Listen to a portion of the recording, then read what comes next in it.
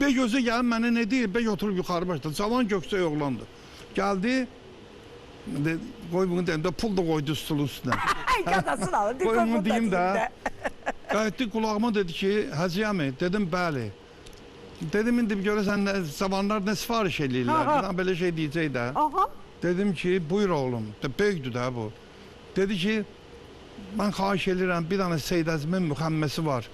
O müxəmməsi bizim üçün burada xırdalıysa, oxumaqla yox ha, arada fasilədir. Dedim, hansıdır o, bildim neydir.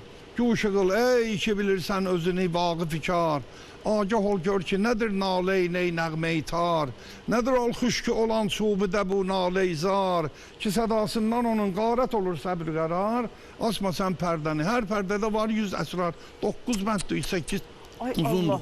Dedim, ay oğlum, bura toydu axı. Dedi, biz toyda hələ belə şeylər istəyirik. Bey deyir mənə, 23-24 yaşı var. Ay maşallah. Dedim, didahamın yox, acığı gələn ola birdən. Dedi, heç kəsin acığı gəlmir. Başladım, bulasın toyxanada qəzəl təhlil Onlar bilib kimə müraciət edirlər, bəli. Onu gələ də, 12 tamamda gəldilər ki, kifayətdir. Ay, nə yaxşı. Qutardı, xanəndən işi qutardı. 6-dan 12-yəcən. Biz durduq, sən demə bu qarbankalar net oturub bayırda stullar da var, yiyib içirlər, bizi gözləyirlər. Sonra başladı oynamaq, hayküy. Bizi bıraktılar, pulumuzu da verdiler, yola da saldılar. O kişi dedi ki, ha onlara, gəlin indi görün neylərsiniz.